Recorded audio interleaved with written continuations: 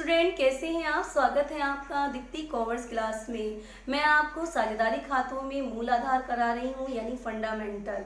इसमें मैं थ्योरी करा रही हूँ। ये आपकी पिछले 10 वर्षों में एग्जाम में आई हुई है। अब आपकी साझेदारी खाते मूल आधार, accounting for partnership basic fundamental. साझेदारी पूंजी खाते दो प्रकार के होते हैं, स्थायी पूंजी और अस्थायी, जिसे परिवर्तनशील पूंजी या चल पूंजी खाता भी कहते हैं। वेरी मोस्ट इंपोर्टेंट थ्योरी है।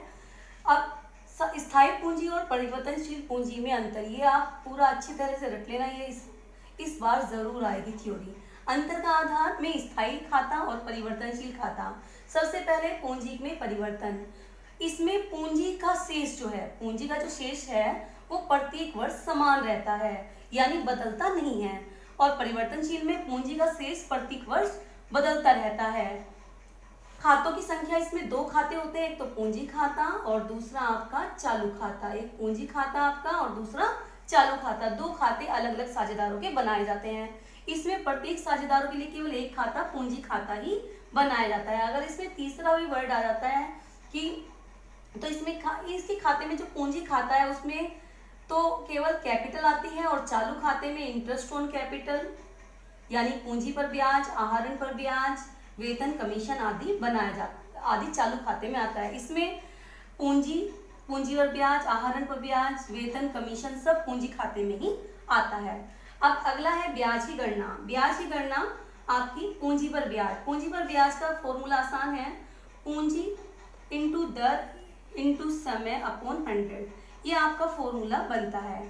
अगर आपका अगर सिंपल क्वेश्चन है कि यानी पूंजी, जैसे 1 लाख रुपए पूंजी लगाई है और कुछ भी नहीं कह रखा और 10% ब्याज आता है, तो पूंजी पर 1 लाख का 10% आपका 10,000 ब्याज निकल जाएगा। लेकिन अगर क्वेश्चन में आपका दे रखा है कि 1 जुलाई को लगाई है, 1 जनवरी को स्टार्ट हो रही है और 1 जुलाई को आपकी पूंजी लगाई है, तो 6/12, 6 महीने हो गए तो 6/12 यानी 5,000 आपकी पूंजी निकल के आ जाएगी। इस तरह आप लोग मंथ के अकॉर्डिंग यानी समय, यानी इसका फॉर्मूला इंग्लिश में हो जाएगा इंटरेस्ट ऑन कैपिटल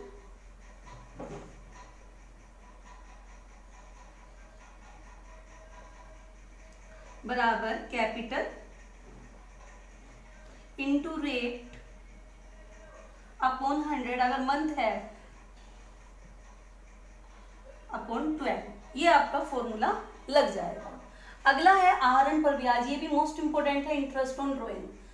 इसमें काफी सारे फॉर्मूले हैं, लेकिन बहुत ही आसान तरीके से मैं आपको बताऊंगी। जब आहरण पर प्रत्येक माह की पहली तारीख में नियमित रूप से किया जाए, तो जब किया जाए तो एंट्री बन इसकी इंटरेस्ट ऑन ड्रॉइंग बराबर ड्रॉइंग इनटू वही रेट अपॉन 100।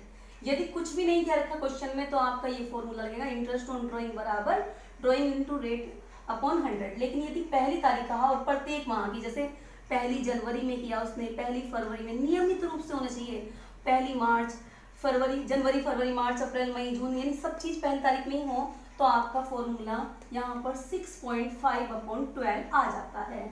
यदि आपका यहाँ पर पहली की जगह आखिरी तारीख हो, यानी ये तो था पहली, अगर यहाँ आखिरी तारीख हो तो आपका फॉर्मूला, इतना फॉर्मूला तो सेम रहेगा, लेकिन यहाँ पर 6.5 की जगह 5.5/12 आ जाएगा। अगर आपका मध्य में होगा, यानी आहरण आखिरी का मतलब है 31 जनवरी, 28 फरवरी, 31 मार्च, ऐसे। अब मध्य 15 जनवरी, 15 फरवरी, इस तरह अगर बीच में मध्य में किया जाए तो 6/12 आ जाएगा। इतना फॉर्मूला तो सेम रहेगा, 6.5 की जगह 6/12 आ जाएगा। यदि आपका आहरण तिमाही की पहली तारीख में होगा, अगर पहली तारीख में है तो जैसे आपकी 1 जनवरी को होगा, फिर 1 अप्रैल को, ऐसे ही तिमाही मतलब हर तीसरे महीने आपका अगर आहरण करते हैं लगातार, तो फिर आपका फॉर्मूला 7.5/12 होगा। अगर तिमाही की आखिरी तारीख में हो, आखिरी का मतलब है आपका मार्च, 31 मार्च, फिर सितंबर, ऐसे अगर हो तो आपका 4.5/12 फॉर्मूला आएगा। मतलब ये फॉर्मूला सेम रहेगा, बस ये चेंज हो जाएगा।